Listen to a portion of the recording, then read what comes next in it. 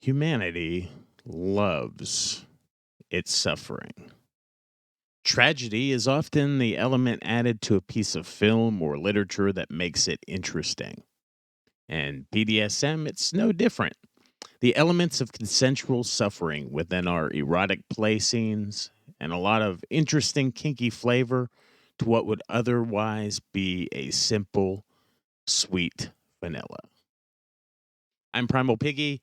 You can find me on Facebook at The Primal Piggy. You can also find me on Whips, Chains, and Duct Tape on Facebook at WCDT BDSM.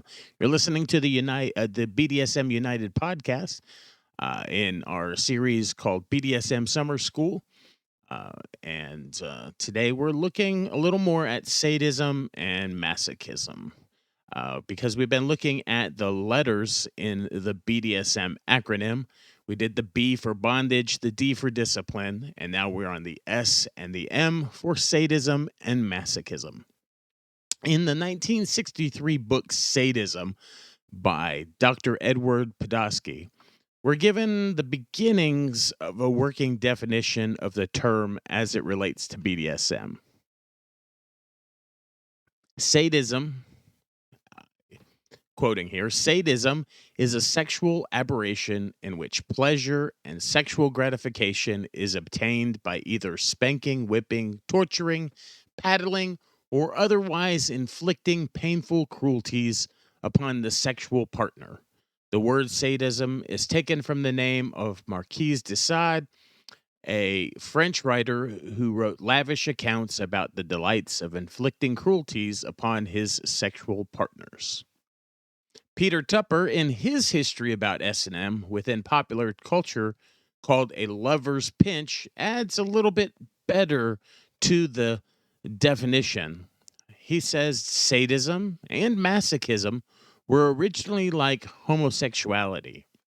They were medical terms that designated aberrant sexual behaviors exhibited by individuals. Some fetishes are so common that they have effectively become normative. For instance, high heeled shoes. Other fetishes, such as corsets or smoking, were once nearly universal in common life and are now becoming more and more rare. For 19th century European women, corsets were everyday wear, but now they're almost solely worn as costume. Only a few generations ago, smoking was uh, a regular habit amongst most people, but it's become increasingly rare in North America. He goes on to explain how our scenes are seen as erotic play.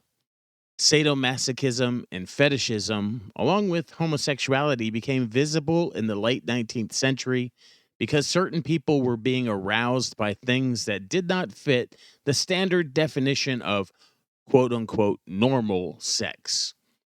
Heterosexual coitus leading to conception. Tupper nails it when he describes the many difficulties we face in trying to piece together the history of S&M. Uh, Peter Tupper says shame, oppression, censorship, neglect, and exaggeration all play roles in trying to tell that history. The true history of consensual uh, the true history of consensual sadomasochism, quoting Tupper's book here, is a story of misfits, hustlers, and visionaries, dreams and nightmares, and the strange vicissitudes of human nature, transforming pain and hatred into pleasure and love. To understand it requires the human ability to accept and embrace irony and paradox. The connection between the self flagellating Christians of the first century and the 21st century bondage burlesque performers is long and winding, but it's there.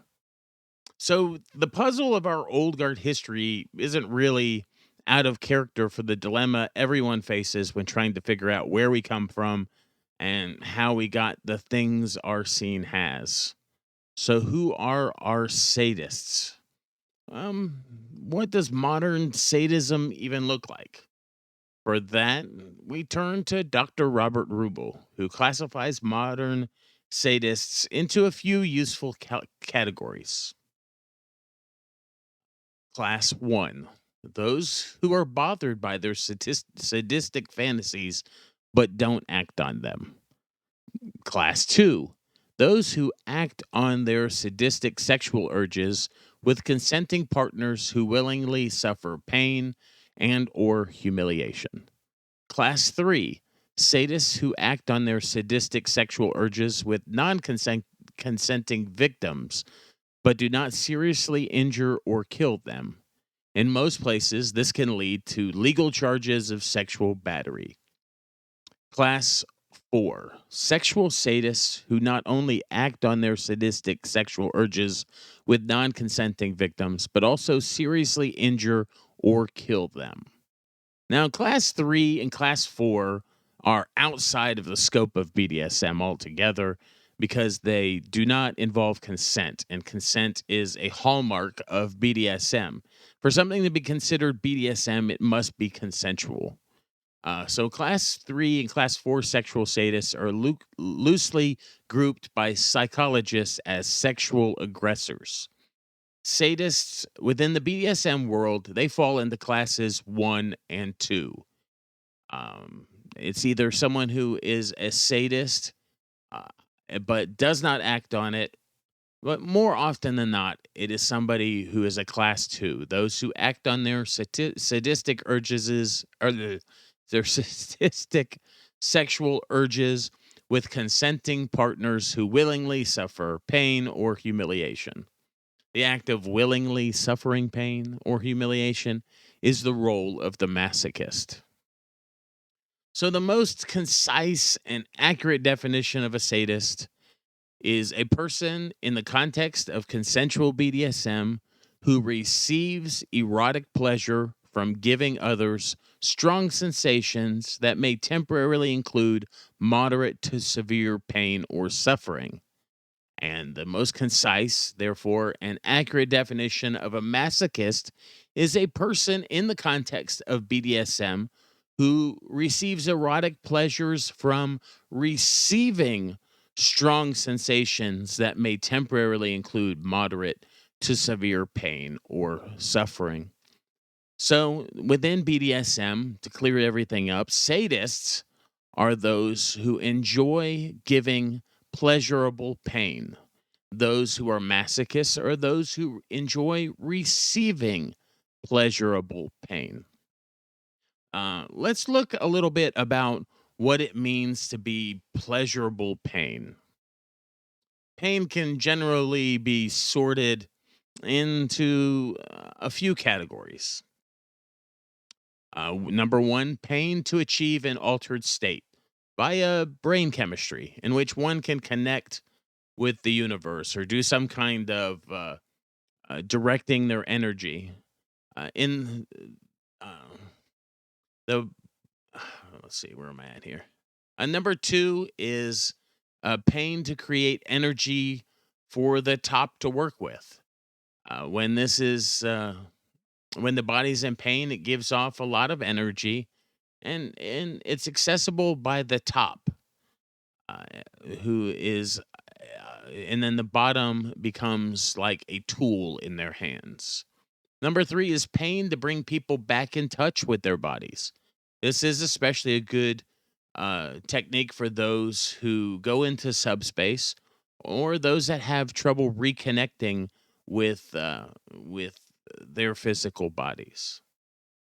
It's also good for somebody who is has experienced past trauma or triggering, and they bring in the pain brings them back into control or receiving pain.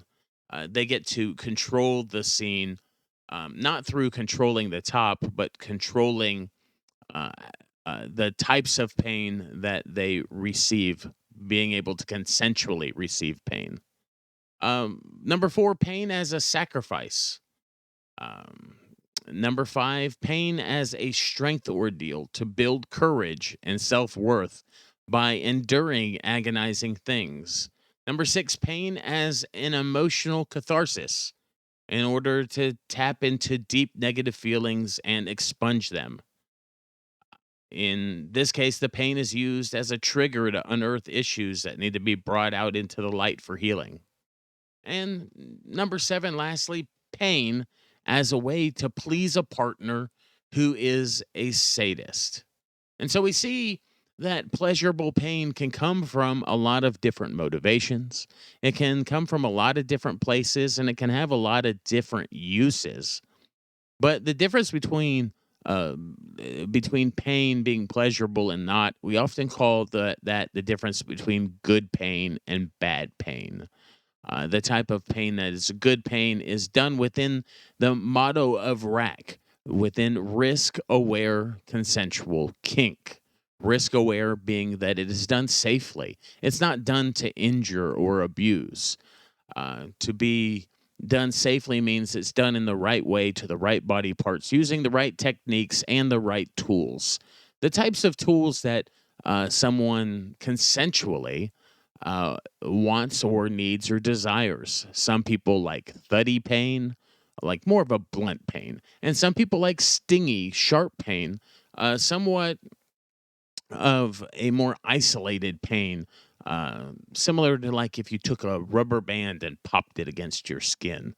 A stingy pain can also be brought on by electrosex or electricity. It doesn't have to always be, pain doesn't always have to be done with impact. Sometimes it can be done through other means. And so, pleasurable pain is risk aware. It's consensual. It's the type of pain. It's done within our boundaries and within our own limits.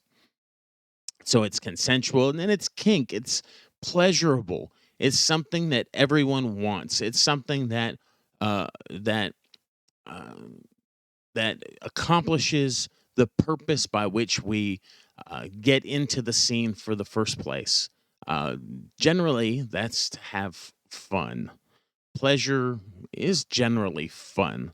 Whether we do it for ourselves or to please our partner, and sometimes that would be the difference between uh, wanting to do it for ourselves or wanting to be somewhat submissive and do it for our partner. Pleasurable pain is fun. So, risk aware consensual kink applies to the role of what separates uh, pleasurable pain from abusive, uh, bad, or negative injury, pain that causes injury and harm to the body. I am Primal Piggy. You can find me on Facebook at The Primal Piggy, all one word. You can also find us at Whips, Chains, and Duct Tape at WCDT BDSM. You can find us on the web at www.bdsmunited.com. And if you're listening today on your favorite platform, we encourage you to leave a review. Leave something that says what you like about our podcast, or maybe something that you dislike about our podcast, and that we might be able to listen to it and hear it and if possible, make any necessary changes. Well, thank you for listening today as we wrap up our BDSM summer school series and as summer itself, the season, comes to a close at the time of recording this. All right. Thank you for listening today.